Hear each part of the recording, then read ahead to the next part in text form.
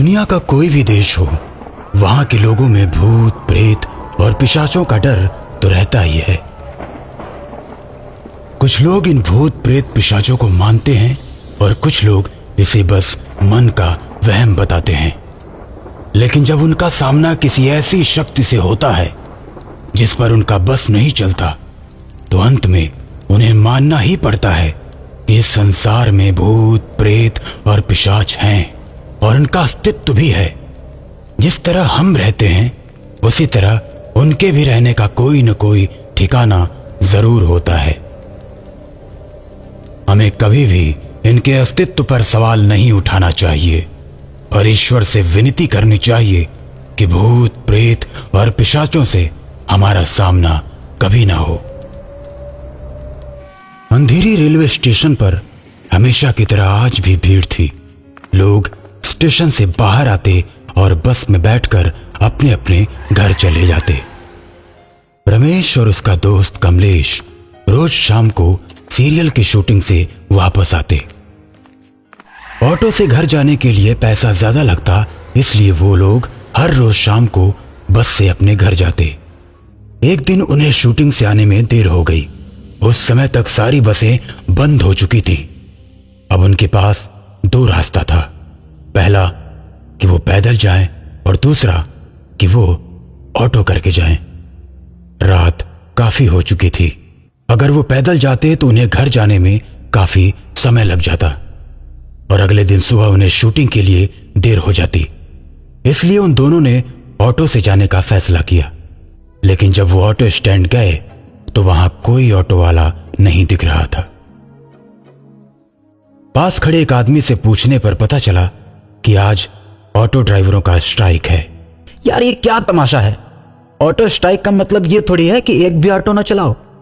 हमारे जैसा आदमी तो परेशान ही हो जाएगा। इन लोगों को ऐसा नहीं करना चाहिए। यार कितने दिनों बाद तो आज हम ऑटो में बैठने वाले थे और आज ही ऑटो नहीं चल रहा। तभी उन्हें एक ऑटो वाला आता हुआ दिखाई देता है और वो उसे रोकता है।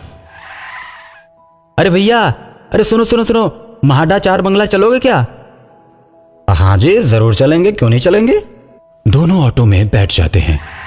इस समय रोड पर न कोई ऑटो न कोई बस, एकदम शांत सड़क। रात की ठंडी हवा उनके कानों को छू रही थी।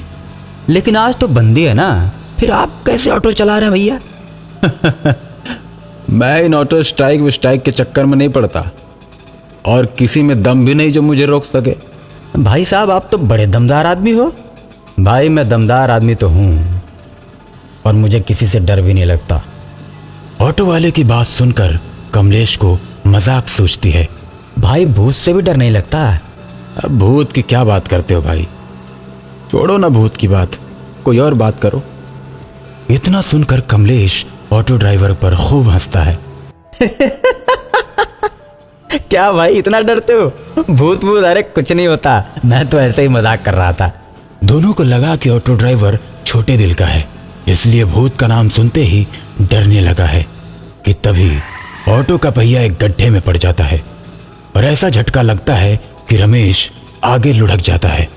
रमेश की नजर ऑटो ड्राइवर के पैर पर पड़ती है तो पैर देखकर रमेश के होश उड़ जाते हैं, क्योंकि ऑटो ड्राइवर के पैर उल्टे थे। उसे डर लगने लगता है क्योंकि बचपन में उसने सुना था कि चुड़ैलों और भूतों के पैर उल्टे होते हैं। लेकिन कमलेश इस बात से अभी भी अनजान है। रमेश कमलेश को सच्चाई बताकर दोनों बचकर निकल जाना चाहते हैं। कई बार उसने कमलेश को बताने की कोशिश की, लेकिन ऑटो ड्राइवर शीशे से अक्सर पीछे देखता रहता है। एक बार फिर रमेश ने हिम्मत करके अपने दोस्त को ऑटो ड्राइवर की सच्चाई बता दी। सच्चाई जानकर कमलेश डर जाता है और कांपने लगता है। क्या हुआ भाई साहब, कोई दिक्कत है क्या? नहीं भाई साहब कोई दिक्कत नहीं है, थोड़ा 2 मिनट के लिए ऑटो रोकेंगे?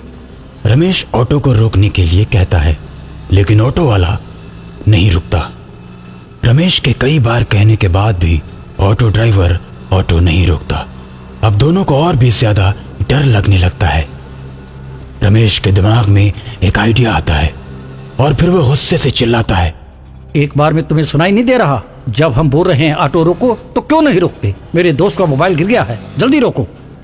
इतना कहने के बाद ऑटो ड्राइवर उनकी तरफ अपना सिर घुमा देता है। उसका चेहरा बदला हुआ है, उसकी आंखों से खून टपक रहा है। अब ये ऑटो नहीं रुक सकता, अब तुम दोनों मेरे शिकार हो। इतना कहकर भूतिया ऑटो ड्राइवर अपना सिर सामने करके ऑटो की रफ्तार और बढ़ा देता है। अब रमेश और कमलेश को लगने लगता है कि उनकी मौत निश्चित है, लेकिन दोनों अपने बचने की अंतिम कोशिश करने की सोचते हैं। उनके पास बचने का यही एक अंतिम रास्ता था। ऑटो की रफ्तार इतनी तेज थी कि उससे कूदने के बाद भी दोनों की जान जा सकती थी, लेकिन इसके अलावा उनके पास कोई रास्ता नहीं था। रमेश ने कमलेश को इशारा किया और दोनों एक ही बार में ऑटो से कूद गए। रोड पर फिसलकर दोनों के हाथ पैरों से खून निकलने लगे। दोनों को लगा कि अब ऑटो नहीं रुकेगा और हम बच गए, लेकिन कुछ दूर जाकर ऑटो रुक जाता है और वापस मुड़ने लगता है। ऑटो को अपनी तरफ बढ़ता देख दोनों समझ जाते हैं कि अब बचने का कोई रास्ता नहीं, ये भूत हम दोनों को मार डालेगा। लेकिन तभी पीछे से पुलिस की गाड़ी सायरन बजाते हुए आती है और दोनों के पास आकर रुक जाती है। पुलिस की गाड़ी को देखकर उनकी जान में जान आ जाती है। अरे क्या हुआ? कोई एक्सीडेंट हो गया क्या? किसी गाड़ी ने ठोक दिया क्या? सर, वो जो सामने ऑटो है ना, उसी ने हम दोनों को ठोका है। यह सुनकर दो पुलिस वाले उस ऑटो की तरफ बढ़ते हैं। पुलिस वाले जब ऑटो के सामने पहुंचते हैं तो ऑटो वाला उन दोनों के ऊपर ऑटो चढ़ा देता है, जिससे दोनों पुलिस वाले बुरी तरह घायल हो जाते हैं। ये देख दरोगा गुस्से से आग बबूला हो जाता है और अपनी पिस्तौल निकालकर ऑटो के ऊपर फायरिंग करने लगता है। जैसे ही दरोगा के पिस्तौल की गोली खत्म होती है, भूत ऑटो से बाहर निकलता है और दरोगा का गला दबाकर उसे मार डालता है। दरोगा के मरने के बाद कमलेश और रमेश किसी तरह उठकर भागने लगते हैं और दरोगा को मारने के बाद वो भूत अब उनके पीछे बढ़ने लगता है।